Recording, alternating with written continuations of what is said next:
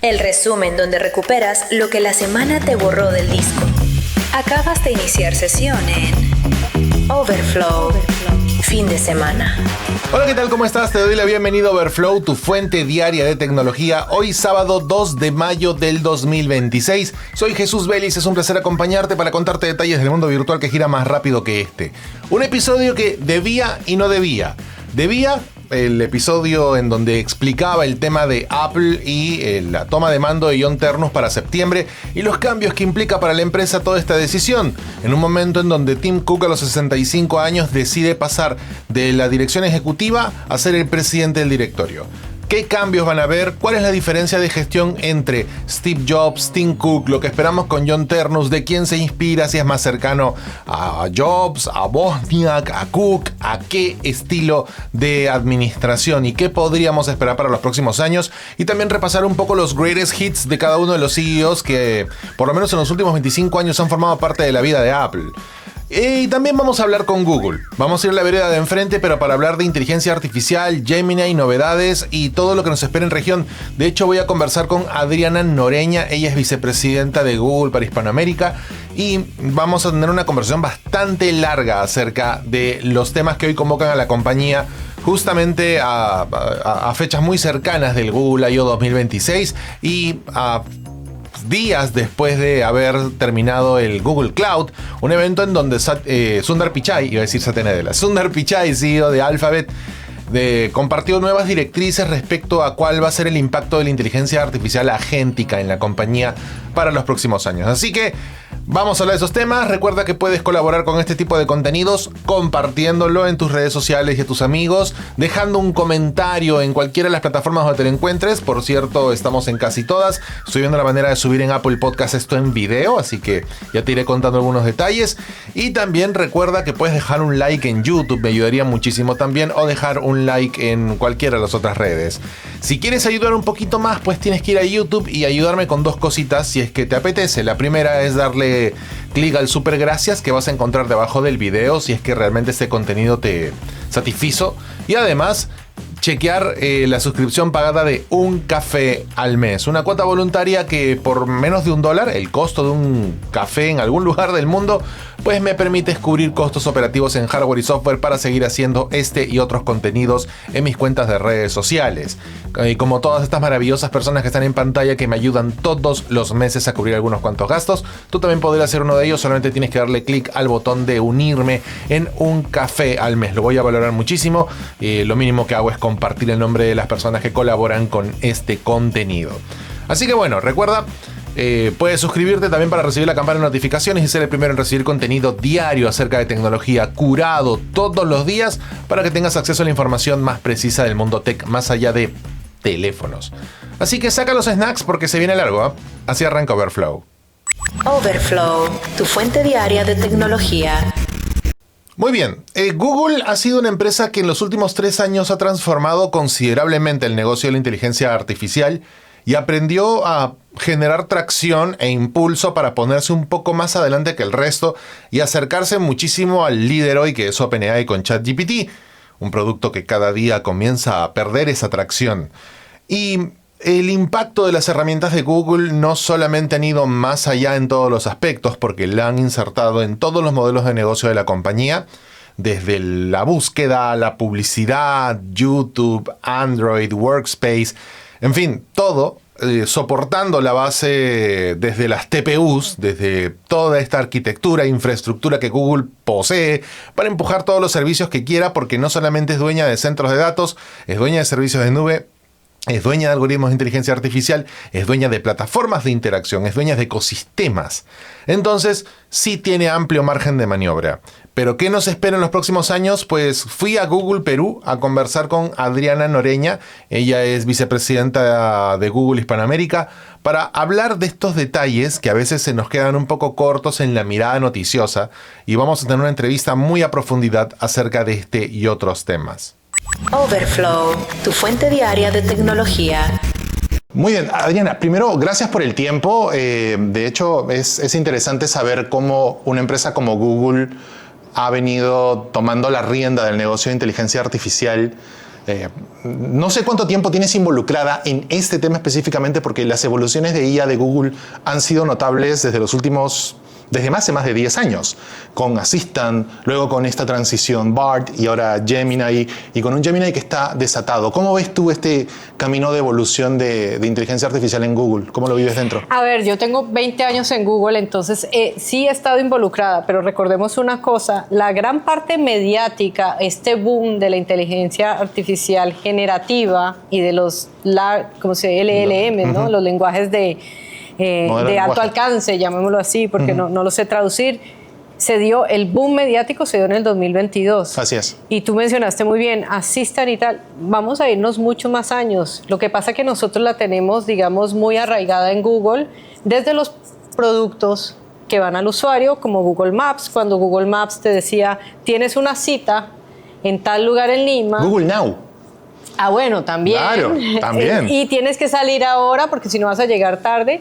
Eso lo teníamos sí muy dentro cuando Sundar hace más de 10 años dijo esta no va a ser más una compañía mobile first, sino AI first. Sí. Y además, trabajando en el área más publicitaria, nuestros productos o nuestras soluciones publicitarias para negocios, desde hace más de 10 años, han involucrado la inteligencia artificial, que con la generativa ahora está muchísimo más acelerado porque eso abre un camino muy grande de productividad y, digamos, de masa, masa personalizada, si así lo podemos decir, en el área creativa, en el área de distribución, todo en el área de publicidad. Entonces, sí lo hemos vivido, pero te diría yo, lo que se ha vivido en los últimos 3 años ha sido sin precedentes. Sí, porque mucha gente puede analizar que las industrias más grandes o las empresas más grandes suelen moverse un poco más lento. Google es como una especie distinta que se va adaptando un poco más rápido a las tendencias.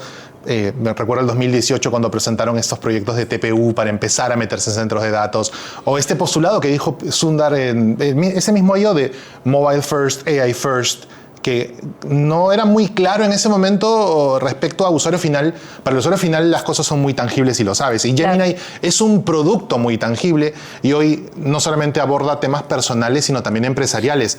Y el core business sigue siendo empresarial, ¿no? O sea, entiendo que mucha gente siempre asume que es un producto personal, yo puedo usar Gemini, cualquiera, pero siempre el core va a ser el empresarial, es el que guía el norte en todo esto. ¿Cómo le está yendo a Google en un terreno donde hay varias empresas que hoy compiten muchísimo por este gran pozo empresarial? A ver, recordemos que en el área empresarial, y sé que te estás refiriendo a Gemini, nosotros tenemos el carro jefe, que es pública la información y lo hicimos lo mostramos en los resultados. El carro jefe de Google siempre ha sido la publicidad y ha sido más de la mitad y en un momento llegó a ser casi 100% del revenue. Luego Google Cloud, y dentro de Google Cloud es donde están todo lo que se llama el workspace, y todo el workspace, como se dice, turbinado con Gemini. Así es. Ahí seguimos creciendo mucho. Fuera de eso hay un negocio pequeño que no es B2B, como tú dices, no es tan empresarial, que es el de suscripciones, que puede ser empresarial y no empresarial, pero es un negocio que está también decolando. Entonces lo hemos vivido, sí, todavía es un negocio B2B y lo seguirá siendo. Yo creo que el gran desafío en el mundo entero para grandes y pequeñas empresas es cómo abrazar la IA, no como una fuente de innovación, que ya eso no existe, sino como una fuente de ventaja competitiva, ¿no? Sí, claro. El tema está en que cuando hablamos de inteligencia artificial y productividad, hay varios temas. El primero de ellos tiene que ver con una época que ya vivimos, que la debes conocer muy bien, cuando la gente comenzaba a llevar sus propios dispositivos al trabajo, ese famoso BYOD. Hoy la tendencia es Bring Your Own AI. Y esto está, de acuerdo con reportes de Gartner y otras consultoras, viene generando este fenómeno llamado Shadow AI. La idea de usar una app personal en entornos corporativos, y es ahí en donde el tema de los datos privados, el manejo de información clasificada, suele tener un área gris. ¿Cómo lo definen ustedes para evitar de que esas áreas grises proliferen en, por ejemplo, contratos empresariales de empresas, de compañías que contratan los servicios de Google añadiendo Gemini a estos procesos, pero que dicen, oye, no quiero que mis empleados usen su IA personal, quiero que usen la empresarial? A ver, yo creo que eso es una línea que se traza muy dura en la empresa, en donde como todo, imagínate en el pasado cuando empezamos a usar el calendario, cosas tan sencillas como el calendario, decías, no, el calendario para tus compromisos de trabajo es este calendario, el otro si lo quieres usar, pero no lo vas a usar para cosas de trabajo. Y así es la línea con Gemini. Tú tienes por ejemplo, tu usuario personal con Gemini y tú como persona le puedes dar acceso a tu workspace porque tú lo quieres, pero el ambiente corporativo se mantiene completamente separado. Y esos datos de primera mano, el usuario, llámese corporativo en ese caso, o el usuario personal es el que tiene el control, y eso lo vamos a mantener igual. Sí, mucha gente, lo que pasa es que, nuevamente, al ser una herramienta tan nueva, la gobernanza casi no existe, ¿no? O sea, como que las reglas, las regulaciones, la manera en que las autoridades asumen el uso correcto de IA no es algo tan bien desarrollado. Y sin embargo, Google siempre es una empresa muy comprometida, no solamente con empresas, sino también con gobiernos para establecer estas reglas claras. O sea, su relación gubernamental es muy fuerte en todo el globo. Recuerdo que en India presentaron un proyecto para hacer estos esquemas de gente sin calles y sectorizarlas a través de Google Maps. Entonces, sí hay iniciativas de ese tipo para hacer que los gobiernos y Google como plataforma trabajen juntas.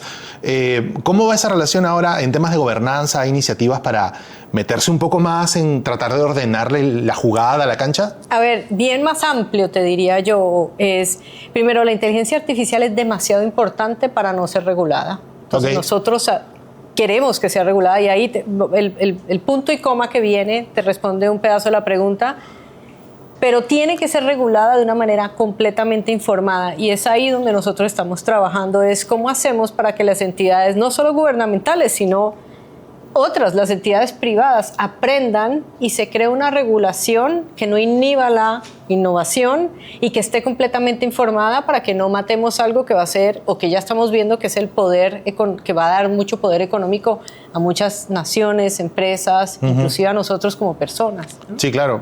Hace una semana el propio Sundar Pichai en el Google Cloud mencionaba que va a haber una estrategia más agéntica respecto a la IA a partir de ahora. Y siempre está el ruido alrededor de que lo agéntico puede ser no la piedra angular, pero sí uno de los primeros indicios de que la automatización puede reemplazar una fuerte carga laboral en las compañías. ¿Cómo ven ese tema desde Google? El tema de esta nube gris siempre de la IA va a quitar trabajos o va a reducir trabajos, porque hoy el mundo se está transformando en eso, ¿no? Y sin embargo hay empresas que meten mucha plata en IA, quitando gente, y ahora están recontratando gente porque se dieron cuenta que la IA no está en la atracción o en la promesa que se les había hecho. ¿Cómo mapean ustedes ese mercado? Sí, a ver, creemos lo siguiente: los trabajos van a ser transformados, punto. Algunos serán eliminados, pero otros serán creados. Y eso fue lo que pasó. A ver, el miedo que tenía la gente cuando apareció la calculadora. ¡Ay, no vamos a hacer más matemáticas! Sí, hacemos más matemáticas. Claro, o las grúas con las palas, ¿no? Exacto. Ahí te doy el caso más reciente que lo vimos tú y yo, porque la calculadora a lo mejor ya la habían inventado cuando nacimos, pero es la Internet en el año 2000. Sí. Y el email. Se va a acabar el correo. Los correos se acabaron. No, el correo se transformó y hoy es más paquetería. En general, tú no mandas una carta impresa, generalmente ya eso no sucede. Entonces, nosotros vemos que sí van a cambiar muchos de los trabajos, unos más que otros, pero el valor humano va a cambiar y va a pasar de ser un simple analista a un orquestador y estratega de cómo se usa la inteligencia artificial. Sí, yo he escuchado mucho esa versión, pero siempre la he notado un poco más aspiracional, ¿no? En el sentido de solamente las personas que realmente puedan subirse a tiempo y tengan la capacidad para entender esa idea son las que van a hacer los cambios, y los demás van a permanecer en una situación de pasividad frente a todo esto. ¿Cómo lo ves tú? Agarremos un ejemplo más concreto. Mi trabajo, ¿no? ¿Qué le estoy dando yo? Yo puedo no usar la inteligencia artificial y yo tengo una persona, un par, que la va a usar de una manera que la va a usar. Y tengo otro par que la va a usar de una manera mucho más inteligente. Entonces, yo estoy en desventaja. ¿Y qué hago yo en el día a día? Bueno, el prompt que yo le hago a un Gemini, yo tengo que sabérselo hacer, porque si no, no soy productiva. Ahí es donde yo creo que va a estar la gran diferencia. Claro. Es como que yo hago el prompt, como que yo visualizo, y no una cuestión tan de visión, sino visualizo cómo la inteligencia artificial puede ayudarme en un proceso que puede llegar a ser agéntico, es decir, que resuelva un problema completo para mí. Hoy ya tú no le preguntas, dame una idea de un menú para esta noche, sino que en el futuro, muy inmediato, y ya lo estamos viendo en Estados Unidos, la gente va y te compra. Claro. ¿no? Entonces yo creo que no es tanto visionario como si en el día a día tú tienes que preguntarte, bueno, ¿qué cosas puede hacer la inteligencia artificial mejor que yo pueda hacer? Cuéntame un poco hacia adentro.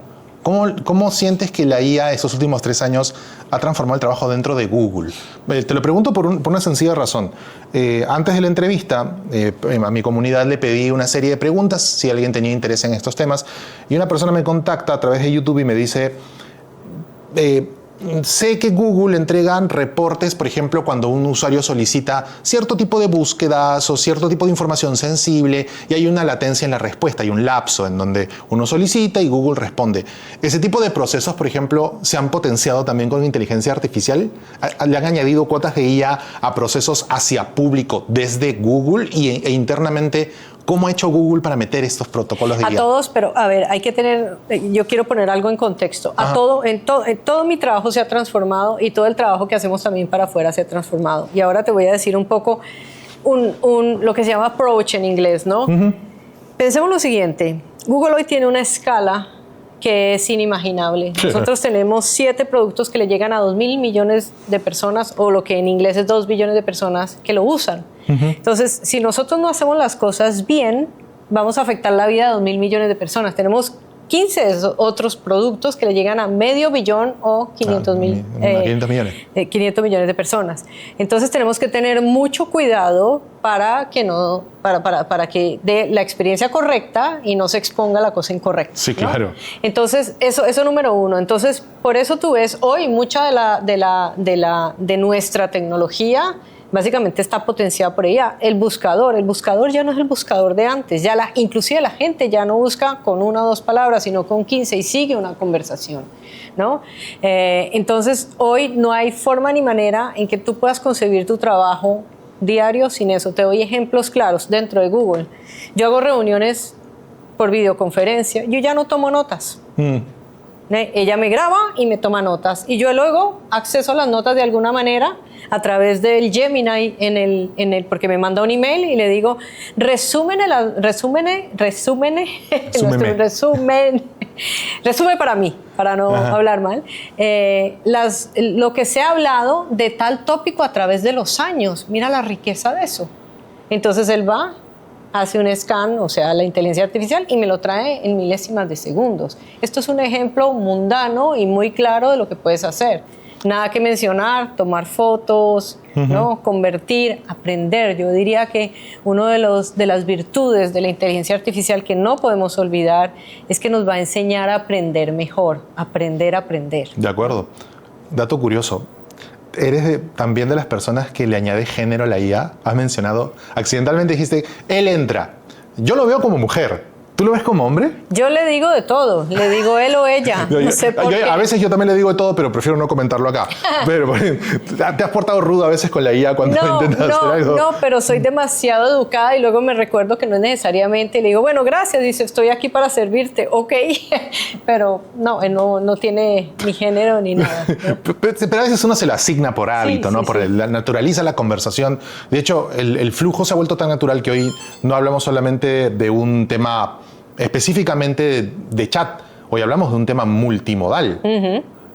¿Cómo sintieron ese cambio? ¿Sienten que el tema multimodal se ha vuelto mucho más importante que lo que fue Gemini en un momento como solo chat?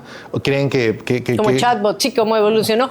La verdad es que lo más interesante es que los consumidores y los usuarios fueron los que empezamos a tener estas diferentes... Nuestro mundo no era unimodal. Nuestro mundo nunca fue así. Exacto. ¿No? Siempre fue multimodal. Entonces, naturalmente, tú le hablas, le tomas una foto, le pones un vídeo, o lo pones, o le digitas, y ahí el usuario fue el que nos dio todo ese tipo de riqueza para empezar a hacerlo. Entonces, sí lo hemos vivido. Obviamente, hoy nosotros vemos en nuestros productos al usuario, por ejemplo, hay overviews. La gente pregunta y habla, pero también la gente hace circle to search, sí, ¿no? Y buenísimo. eso es básicamente como un screenshot o una captura de tela y tú le hablas al sistema. O no, tomaste una foto, me gustaron tus zapatos, ¿qué quieres saber de ellos? ¿Los quieres comprar? ¿Quieres el precio? ¿Dónde están? Entonces la experiencia es así. Y mira que en Gemini ya la gente, yo lo hago mucho, agarro un video de 45 minutos y le digo, dame las top 10 ideas y se lo mando a mi equipo. Le digo, mira, vi este video entrenando para algo, me tomó 45. ¿No lo viste? No, me tomó 45 minutos, pero le dije, resume para mí, estoy complicada con esa palabra, los 10 puntos más importantes de esto. Y lo bonito es que le hace a la gente la cosa más digerible, porque te dice, ok, en el minuto 2, Eric Schmidt está hablando de... Por supuesto. Ya, ok, entiendo el beneficio de esa escala. Quiero ponerme del lado de los creadores de contenido en ese punto, que siempre me han dicho, pero... ¿no te has dado cuenta que cuando utilizas una automatización me estás quitando un view? ¿Me estás quitando un ingreso? ¿Una visita? Entiendo que hay medios de comunicación tradicionales que hoy están viendo con preocupación el uso de AI Overview porque se están reduciendo visitas en sus sites y esto evidentemente impacta en el AdSense, en las herramientas. ¿Cómo vienen manejando ese tema? ¿Qué margen de maniobra puede tener una empresa que generó la plataforma y generó esta nueva condición para que los medios vuelvan a adaptarse, o las personas o las empresas que ganan a través de AdSense? Sí, mira, la verdad, a lo largo de los años nuestro trabajo ha sido evangelizar a todos estos generadores de gran contenido para que se vayan transformando con las tendencias del consumidor. Y fue así como lanzamos AdSense hace muchos años, más de 20, porque cuando yo entré, hace más de 20 existía AdSense. Sí, claro. Y eso ha ido migrando para diferentes experiencias. Lo que estamos viendo es que la gente sí está buscando más, pero de manera diferente. El buscador se potenció. Y entonces, al final, lo que la persona va haciendo es generando una intención mucho más que se puede predecir más. Entonces, ese tráfico, que sí puede ser menor, es mucho más relevante. Entonces, ¿cómo equipamos? Porque te voy a un ejemplo. Antes tú podías buscar, aquí se dice piscina en Perú. Sí, eso. Sí, una piscina. Porque alberca creo que se dice en México. Piscinas aquí. Dice, si tú buscas desmanchador de piscinas o desmanchador de piscinas y sigues hablando, empiezas a ver cuál es la intención de ese usuario. Vamos a suponer fiesta, tal. Entonces allí ya el contenido, por ejemplo, de una empresa de refrigerantes o una empresa de bebidas alcohólicas empieza a ser mucho más relevante en educación o pago que el que era en una búsqueda tradicional. Entonces, eso es lo que estamos tratando de educar e implementar en el mercado. Y hay un embudo muy interesante que es NotebookLM en ese punto, ¿no? NotebookLM se ha vuelto multimodal, pero un multimodal muy potente para investigación, para análisis de datos, para repaso de materia. Yo lo uso mucho con mi hija. De hecho, en el colegio utilizan Google Workspace y ella integra NotebookLM como cuadernos de clase. Y es muy potente para repaso. Y de hecho, aprovechando incluso el tema, las neurodivergencias pueden encontrar una solución mucho más potente en estas herramientas que son más lúdicas, mucho más visuales. Entiendo que NotebookLM es una herramienta que está saliendo a pocos del beta, como Gmail en su momento, que siempre fue beta hasta cierto punto, pero el potencial de NotebookLM, ¿cómo lo están viendo a futuro? ¿Va a seguir siendo solamente un cuaderno? ¿Se va a integrar más a Workspace? ¿Hay algún roadmap de NotebookLM como producto? Esa pregunta no te la sé responder, pero te digo, en la medida en que nosotros les vamos viendo utilidad y que está resolviendo un problema para la gente, vamos a seguir incorporándolo, haciéndole la vida más fácil a la gente. Si tú recuerdas, tú dices que lo usas con tu hija hace tiempos, hoy hay que definir qué es tiempo, 6 meses.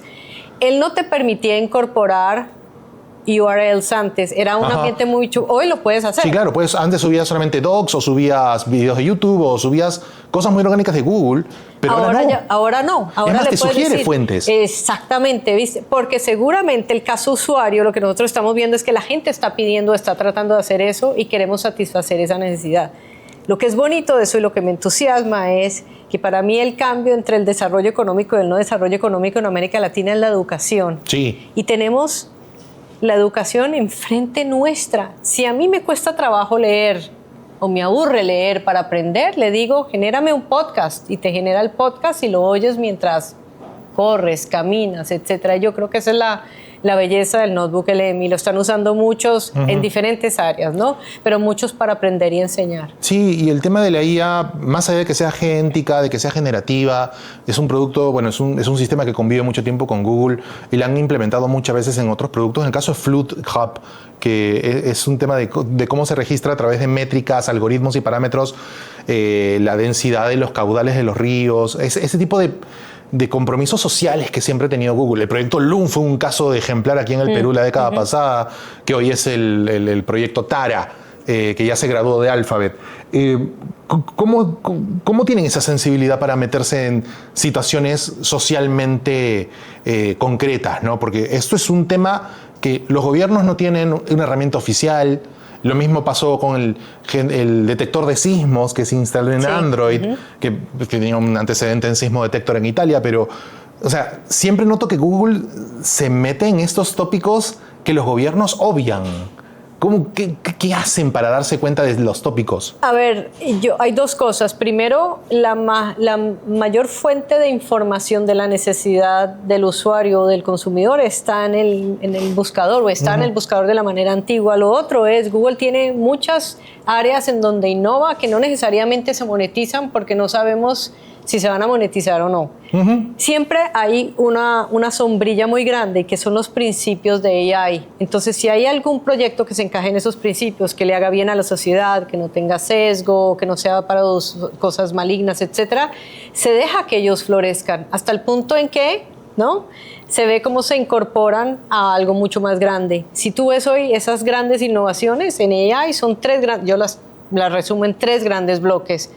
Aquellas innovaciones que le van a hacer muy bien a la humanidad, resuelven grandes problemas del mundo y lo podemos. ¿Quién se iría a imaginar que en algún momento dado en la historia alguien pudiera o algún algoritmo pudiera básicamente descomponer la estructura proteica? AlphaFold nació así, ¿no? Y luego vemos que eso se abrió al mundo de los desarrolladores, etcétera, y con eso podemos básicamente acortar el tiempo de innovación en el área médica por mucho.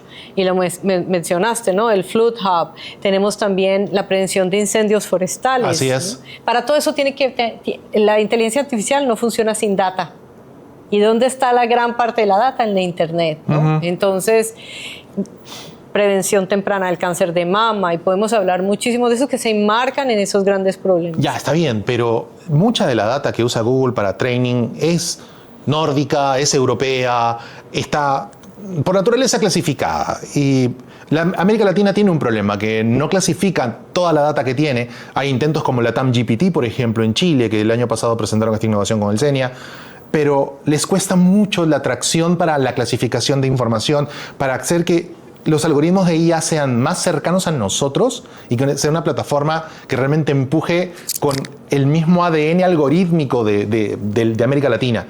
¿Sientes que Google puede ponerse a esa altura también a regionalizar IA en función de nuestra conveniencia como región? Es que ni siquiera hay necesidad de hacerlo. ¿Cuántos millones de hispanohablantes hay en Hispanoamérica? 450 millones. Más o menos, sí. Suficiente masa crítica para que los algoritmos se alimenten y nos den respuestas correctas. Claro, pero el sesgo está armado desde Estados Unidos con el desarrollo del algoritmo. Precisamente no hay sesgo. Él es multiidioma. Me encanta que digas él. ¿Por qué Me encanta que digas él. Él, bueno. le pone género. Tú dijiste el algoritmo. Ok, está bien, te lo concedo. No el algoritmo. Pero sí, o sea, siento, en estas discusiones que he tenido con mucha gente acerca de este tema, siempre se habla del sesgo algorítmico. Y tú me dices que acá no hay. Es que tiene más data. A ver, una de las cosas que la inteligencia artificial debe tener para nosotros dentro de los principios es que no haya sesgo. O sea, reduzcas el sesgo. Se disminuye a cero, ¿no? Porque si tienes un sesgo, no estás dando lo que el mundo quiere. Y nosotros queremos ser completamente neutros, ¿no? Claro, pero data china, data americana, data europea, data latinoamericana, tienen una génesis muy distinta. Con seguridad, y probablemente todo lo que busca y lo que usa la gente hispanoamericana, lo vemos en el boom cultural, es diferente a lo que busca la gente china y sí, más relevante. Pero eso te lo da la data, no es que haya un sesgo, la data te dice que esas son las preferencias de esa gente. Ok, ya para terminar, ¿cómo, o sea, yo sé que hay un roadmap que ustedes diseñan siempre y que tienen evolución de productos, y entiendo que no los puedes divulgar porque hay un montón de candados acerca de eso, pero ¿qué te gustaría, por ejemplo, hay varias herramientas que se utilizan en Estados Unidos, en Europa, traer tropicalizadas a América Latina para mejorar, por ejemplo, la calidad de vida de la gente? Ustedes tienen una incubadora de negocios que es estupenda, que es X, donde se desarrollan muchos de los moonshots que hemos visto en los años. Waymo salió de ahí, Tara sale de ahí, el proyecto Loon salió de ahí. ¿Qué se está cocinando hoy? O sea, ¿en qué están pensando los Googlers hoy? Porque ya la IA es un evento que es casi un estándar.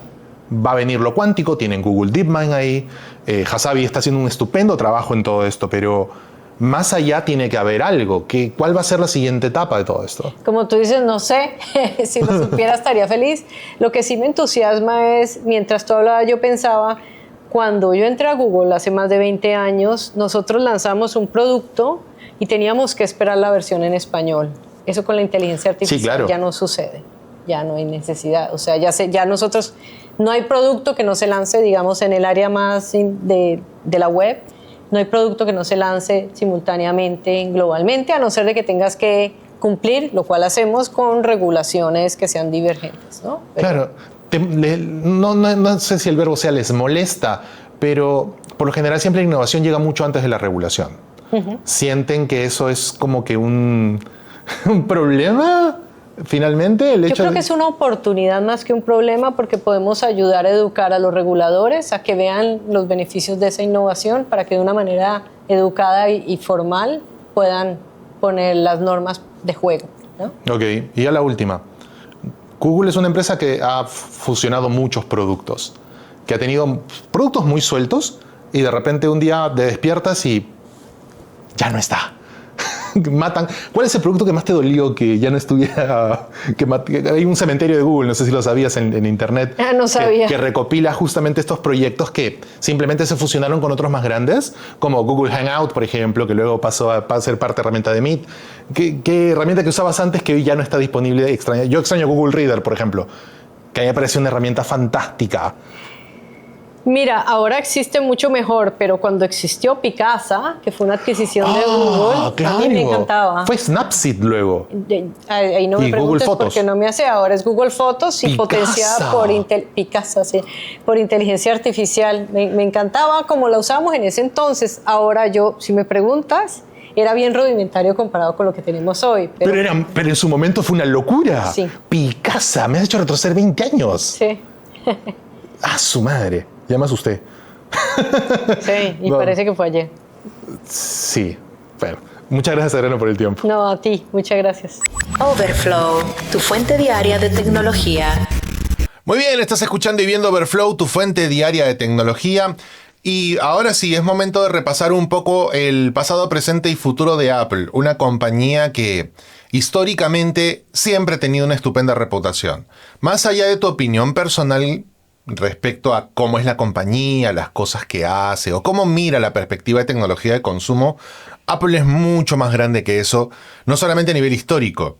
En casi todos los niveles de desempeño, Apple es una empresa que empuja a la industria por todos los frentes y que no solamente adquiere valor muy rápido, sino que a nivel reputacional sus apuestas son muy seguras. Eso ha permitido que sea la primera empresa a nivel global en llegar a $1 billón en valoración hace unos años, que hoy esté entre el top 5 de las compañías que más recaudan al año, que hoy tenga productos icónicos que le generan el 50% de revenue y que hoy tenga capacidad de maniobra para que el CEO actual deje el cargo, pase a la presidencia ejecutiva y alguien más tome la posta, pero ese alguien más no es cualquiera ni es un asunto aleatorio que responde a una crisis. Es básicamente una sucesión absolutamente controlada.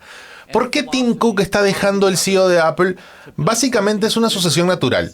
Ya hace unos 5 años, y, ojo, 5 años es un montón de tiempo, ya se venía hablando de la posibilidad de que Tim Cook dejara el cargo más importante de la compañía con el tiempo. Y esto ha venido surgiendo repetidas veces luego de algunos desaciertos dentro de la empresa.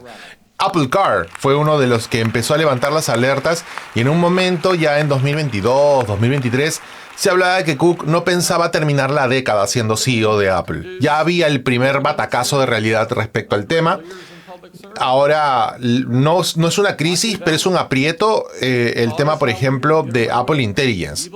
Como sabes, Tim Cook es el responsable directo de la toma de decisiones de la empresa y él asume el liderazgo de la compañía antes de la muerte de Jobs. En 2011 toma la posta, Jobs muere en octubre de ese año, Tim Cook a los 51, la misma edad que John Ternus, asume como CEO. Pero repasemos un poquito los antecedentes de esta historia, porque John Ternus también es una pieza importante en todo esto. Y retrocedamos hasta el punto de Steve Jobs. Por cierto, te recomiendo leer la biografía de Walter Isaacson, que es espectacular, no solamente por la vida de Jobs en sí, sino por cómo está redactado. Isaacson es una persona con un tremendo enfoque para las biografías. De hecho, la de Elon Musk también está muy chévere. Como sabes, Jobs vuelve a Apple luego de una tremenda crisis de la compañía. Él estaba fuera con Pixar, fundó Next y gran parte de los ecosistemas que había diseñado formaron parte del catálogo de Apple cuando él cuando él regresa a la empresa como CEO interino y luego ya lo toma como CEO definitivo. Al llegar lanzan el iMac G3 de 1998, que fue una computadora de colores que recordamos incluso legalmente rubia, una de las películas de los 90 icónicas, tuvo protagonismo este equipo. Luego ya en 2001 comenzó el primer gran reinado de Jobs con el lanzamiento del iPod. 1000 canciones en el bolsillo, con un ecosistema que le permitía a la gente no solamente escuchar música donde sea a una estupenda calidad, sino 2 años después comprar la canción que quisiese, destruyendo el negocio de las disqueras como tal. Porque tú cuando querías una canción comprabas un disco, acá no. Si querías una canción comprabas la canción. Y de esa manera Apple, con 99 centavos de dólar por canción, arrastró a la industria a un futuro que hoy se bifurca con tiendas de canciones y también con streaming. Y en algunos casos, pues, descargas ilegales. ¿Qué le vamos a hacer? El mundo también pasó por ese lado. Pero esta combinación de iPod y iTunes Store le generó mucho éxito y revenue a Apple. La asoció no solamente como marca de tecnología, sino como marca icónica que lideraba estilos. El tema está en que con el tiempo Jobs empezó a observar que había mercados que por ahí podían empezar a meterse. Y el primero de ellos fue el tema de las experiencias. Por eso es que el concepto Apple Store nace con Jobs. Jobs no quería un lugar en donde la gente vea un dispositivo. Querían que la gente vaya a probarlo y vivir la experiencia desde dentro. Es ahí en donde nace el concepto Apple Store. Y es lo que vemos hoy, los Genius Bar. Vemos cómo la gente entra y prueba. Cómo están desplegados los equipos, cómo te invitan a entrar. Ese nivel de percepción es muy de usuario. Es muy de, me gustaría esto. Y Jobs fue un líder en eso. Fue una persona que aprendió a liderar desde la perspectiva, quiero eso para la gente que compra la marca. Y tuvo un enfoque bastante interesante porque ya con el tiempo llegó el iPhone. Y Jobs ahí fue de las personas que nos acostumbró a una Apple que se metía a resolver problemas que no sabíamos que teníamos. En donde la innovación tenía un campo recontra fértil porque era inicio de los 2000 y la tecnología recién estaba empezando a ser un poco más madura y Jobs le llevó muy bien el timing a la tecnología de ese entonces. Es por eso que tuvo el coraje de lanzar un producto como el iPhone para que la gente haga pinch zoom. Si revisas la presentación del iPhone en 2007, en enero del 2007, vas a ver cómo la gente se asombra de que Jobs haga zoom con los dedos. Una tecnología que hoy realmente ya hemos asimilado como rutina, pero que en esa época fue absolutamente deslumbrante. Cómo desbloqueabas el teléfono con el dedo, cómo te movías por los contactos, cómo podías scrollear. Un concepto que trasladó al iPod Touch, que fue otro de los grandes productos que también vendieron. Con eso se cambió un montón de cosas, porque después de eso la plataforma sirvió de base para generar el ecosistema de developers que llevaron 2 años luego a la creación del App Store. Ya con un mercado lleno de aplicaciones, con un dispositivo que necesitaba otras experiencias, la tienda de aplicaciones en el siguiente paso y es ahí en donde brilla la decisión de Steve Jobs. Ya luego con el tema de MacBook, por ejemplo, sus alianzas con Intel, con Google, que le empezaron a empujar mucho más arriba, Llega el tema del iPad en 2010 y un dispositivo que nadie necesitaba, pero que Jobs nuevamente, llamando a la necesidad, pues aloja en un intermedio entre MacBook y iPhone. De manera bien inteligente, porque fue un producto estrella también, un producto generacionalmente amigable y que sin duda arrastró al resto de las empresas a hacerlo. Todos los demás siguieron lo que hizo Jobs. No fue la primera tablet del mercado, pero fue la que le enseñó al mundo cómo hacer una tablet. Y ese es un poco el mérito de la administración Jobs en ese momento. Recordemos que en esa época Apple pasó de tener una valoración de mercado de $1.500 millones en 1997 a $321 mil millones en 2011 y de generar 6.530 millones a más de 100.000 millones anuales. Esa es la cartera que deja Jobs cuando muere. Y claro, Jobs tenía un liderazgo un poco brusco, pero pensado desde la filosofía del usuario, ¿no? Esta necesidad de perfección tanto en la ejecución como en el diseño. No toleraba el fracaso ni toleraba las fallas. Y eso lo demostró muchas veces. Era una persona que no soportaba la mediocridad en el desarrollo de los productos. Y eso tuvo también momentos difíciles porque recordemos que tuvo varios productos fallidos. MobileMe, Ping. ¿Te acuerdas que Apple lanzó una red social musical a través de iTunes? Pues bueno, no le fue tan bien tampoco. El propio Next fue un proyecto fallido no dentro de Apple, pero sí por lo menos dentro del catálogo de soluciones que trajo Jobs a la industria de la tecnología. Ya el tema de Cook es un tema de salvaguardas. Por cierto, nuevamente si revisas la presentación del iPhone en 2007, Jobs llama a Tim Cook en el evento. Y Tim Cook le dice, tenemos que revisar el reporte de ingresos, en fin, pero una de las llamadas demo dentro del evento fue de Jobs a Tim Cook. Así que por ahí va un poco el asunto también. Cook asume una empresa eficiente, pero que requería una escalabilidad mayor.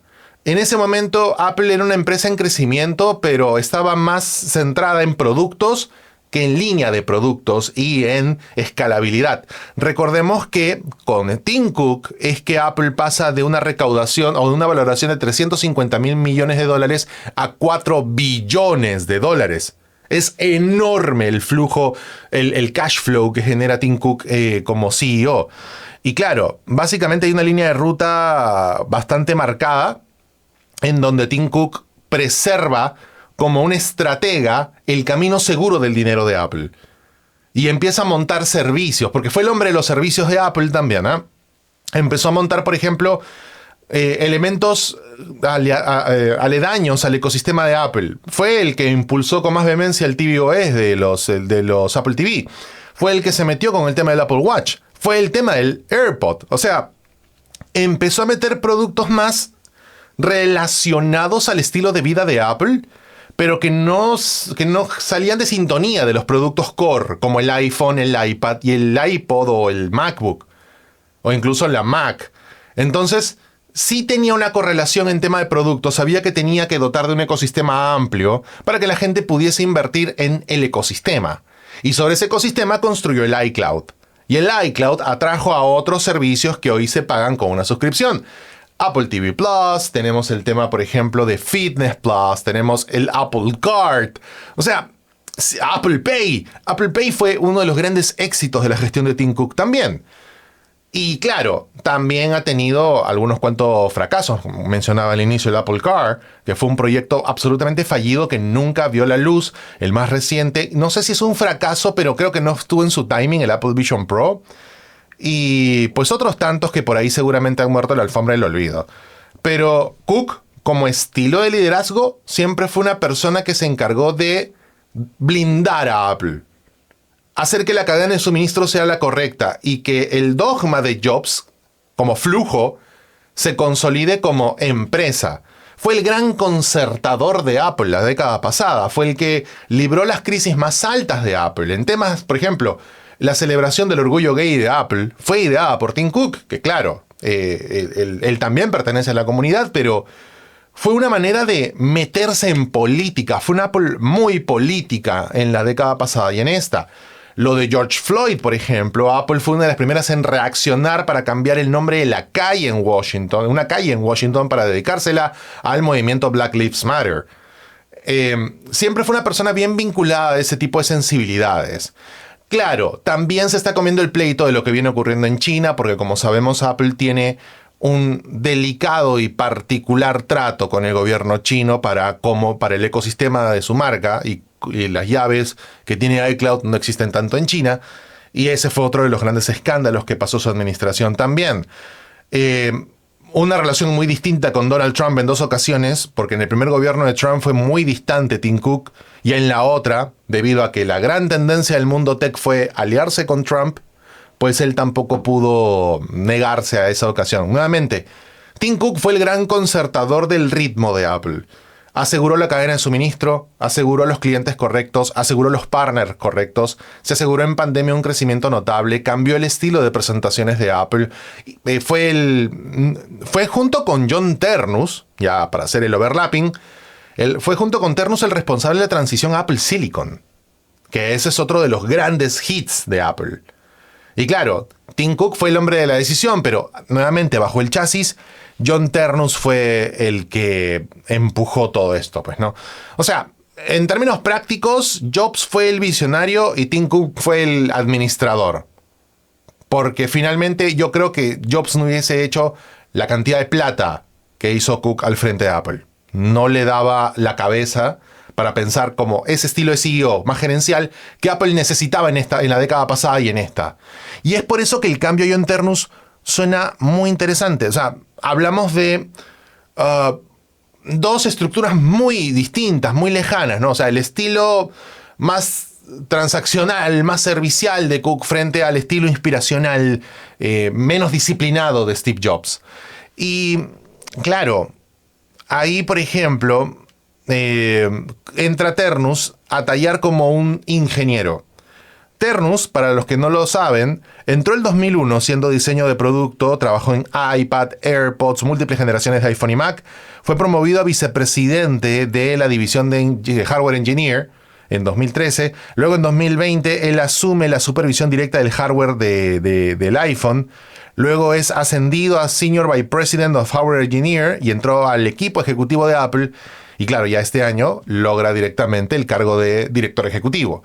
Él ha sido el responsable de Apple Silicon directamente. Fue como que el arquitecto detrás de toda la nueva estructura, la migración de los chips de Intel a los chips de Apple Silicon, tratar de empujar un poco esa nueva filosofía de construcción. Fue el gran arquetipo, fue la persona que estuvo detrás, en medio y delante de que esto ocurriese. Él también supervisó cada generación de hardware. Cada generación de iPad empujada incluso con Apple Silicon. Cada generación del iPhone, cada generación de la MacBook. Básicamente es la cara de Apple Silicon. El tema está en que, como sabes, en 2024 Apple Intelligence no generó mucha tracción y lo que se espera es que Apple Silicon en los próximos años pueda también ser parte un poco de ese desafío de llevar un chip Apple Silicon a la arquitectura de inteligencia artificial de Apple. Que en un momento, así como ocurrió con todos los productos previamente, con Jobs y con Cook, con Ternus ocurre la transición a propietario. Porque hoy terceriza todo lo que es servicios de inteligencia artificial, ahora con Google, lo ha hecho con OpenAI en algunos casos, y ese aprendizaje que ya hemos vivido de Apple en otras generaciones, Apple Maps, bueno, que tampoco salió tan bien Apple Maps, pero todos los partnerships que tuvo Apple con otras empresas le ayudó a Apple a desarrollar sus propios productos para ser propietario y que se llevaran bien con todo su ecosistema. Eso es lo que le falta a Apple. Trepar a Apple Silicon para que sea su infraestructura de inteligencia artificial a medida y que responda a medida a lo que está pensando hacer. Es ahí en donde es clave. Pero además, Ternus va a enfrentar un cambio muy importante de paradigma en cadena de suministro, algo que Cook ya aseguró por 2 años al menos con TSMC, pero también el tema logístico es importante por el encarecimiento de componentes. Ternus se va a enfrentar a un mercado mucho más violento en términos de cuota, porque todo va a encarecerse y Apple siempre ha sido cara. Esto va a incrementar los precios. Estamos también frente a una nueva generación de iPhone aniversario que Ternus va a tener que presentar el próximo año. Seguramente como concepto este año y ya como dispositivo el otro, ojalá, pero Ternus va a ser el responsable de los 20, de la 20ª edición del iPhone. La empresa acaba de cumplir 50 años, hace poquito nomás. Entonces, sí representa un cambio importante esta tercera fase de grandes CEOs, ¿no? Porque claro, John Skoll y todo lo demás, pero realmente quienes marcaron época en Apple fueron Jobs, Cook y Ternus, por lo menos para la generación más consumista. Entonces, ¿cuál va a ser el estilo de Ternus ahí? Yo creo que va a ser un punto intermedio. Y lo bueno es que va a ser un puente interno de ingeniería y un puente externo de administración, que es justamente lo que necesita Apple hoy. No necesita una persona lejos de ingeniería. Necesita una persona que huela, sienta el plano, que sepa de qué se está hablando a nivel técnico dentro de la compañía, cómo canalizar la inspiración de los colaboradores, saber en qué momento de la industria se está para saber qué producto se va a lanzar, como lo hacía Jobs, pero sin abandonar el tracto administrativo riguroso de cuánto va a costar, cómo lo podemos escalar, quién lo va a poder usar, en fin, todas esas condiciones que un director ejecutivo tiene que tener. El tema está en que el tercer engranaje ahí, la amalgama, es muy Wozniak, porque Steve Wozniak fue el gran ingeniero de Apple y es un poco la persona que no estuvo en ninguna de las dos divisiones de negocio. Nunca quiso administrar, nunca quiso ser el líder visionario de desarrollo de ideas, siempre fue el ingeniero. Y eso es lo que recoge Ternus al medio. Creo que John representa un poco ese perfil, ¿no? De ingeniero brillante que sabe exactamente cómo funcionan los productos que vende, pero también toma decisiones acerca de esos productos en corto, mediano y largo plazo, y sobre todo decisiones claras de meterse y no meterse, porque esa combinación de cualidades va a ser muy valorada, y es ahí en donde vamos a ver un John Ternus que va a tener que lidiar con esos dos pasados, ¿no? Con un pasado Jobs y con un pasado Cook, porque para mucha gente Tim Cook fue la antítesis de Jobs. Ternus va a temperar un poco esa transición brusca entre ambos CEOs y va a tener que hacer su propio nombre. Bueno, va a tener 15 años seguramente para hacerlo si tiene la vida para hacerlo. Más o menos el tiempo en que se quedó Tim Cook como CEO y más o menos el tiempo que estuvo Jobs, 14, 15 años como CEO entre interino y oficial. Entonces sí va a haber ahí una brecha interesante de analizar, ¿no? O sea, estamos hablando que no es un teatrero como Jobs, pero sí es un técnico como Jobs. No tiene la institucionalidad de Cook, pero es una persona que maneja institucionalidad. No es un ingeniero emperrado y terco como Wozniak, pero es ingeniero. Entonces, sí combina, ¿no? O sea, mi apuesta es que esto va a seguir igual por lo menos 2-3 años. Luego vamos a ver la mano de Ternus, sobre todo en campo de inteligencia artificial, hardware de IA. Creo que ese va a ser el siguiente norte de Apple. Así que yo creo que vamos a tener que esperar anuncios de ese tipo en los próximos años, ¿no? O sea, vamos a ver una línea muy continuista, como la misma que vivió Cook con Steve Jobs cuando había una línea que se tenía que respetar porque Jobs había dejado todo muy claro antes de irse y Cook tenía que respaldar todo eso hasta un punto en donde la hoja de ruta ya no existía, sino existía el nuevo periodo y es ahí en donde entra Cook. Porque con Cook entró en las variantes del iPhone, entraron los diferentes tamaños de dispositivos, tanto en MacBook como en iPad, entró la época de los servicios, entró también algunos cuantos problemas con Apple Maps, por ejemplo, pero bueno, también estuvo el mercado chino con el que Jobs nunca transó. Entonces aparecen nuevas situaciones y creo que Ternus va a seguir por lo menos 2-3 años administrando la parcela que Cook está dejando, a evitar que la empresa pierda plata y sobre todo apuntar a el nuevo One More Thing que vamos a esperar. Y nuevamente yo creo que mi apuesta, me atrevería a decir que Apple va a empezar a mirar el mercado corporativo un poco más, como ya lo están haciendo otras compañías. Creo que Apple es la única o una de las pocas cuyo objetivo no es tan corporativo, es más usuario final, es más dependiente del usuario, poco dependiente del corporate, que tiene el lado corporate como todas las empresas, pero no lo tiene tan acentuado como Microsoft, como Google, como OpenAI, como Anthropic, como Amazon, como todas las gigantes de Silicon Valley. Vamos a ver qué decisiones se toman, pero Ternus va a ser un periodo muy interesante. Poco convulsionado, sí, pero muy interesante. Overflow, tu fuente diaria de tecnología. Pues bien, así concluimos una sesión más de fin de semana de Overflow, tu fuente diaria de tecnología. Recuerda, todos los días muy temprano tienes un resumen de poco más de 10 minutos en donde dosificamos la información tecnológica que necesitas en el día a día para que te enteres al despertar o en el momento que tengas libre. Si de repente tienes un huequito de 10 minutos en el bus o entre clases o antes de entrar a trabajar o durante el almuerzo o mientras te cepillas los dientes o mientras te duchas o mientras sacas al perro de día, de noche, mientras haces pausa en el gimnasio, es ideal para tu rutina. Así que suscríbete y escúchala todos los días. Y yo me encuentro contigo el lunes para seguir compartiendo detalles del mundo virtual que gira más rápido que este, aquí en Overflow, tu fuente diaria de tecnología. ¡Feliz mayo! Gracias por escuchar Overflow, tu fuente diaria de tecnología. Recuerda seguir a Jesús Vélez en sus cuentas de redes sociales como @gbdel y suscríbete en tu plataforma de streaming favorita para no perderte detalles del mundo virtual que gira más rápido que este.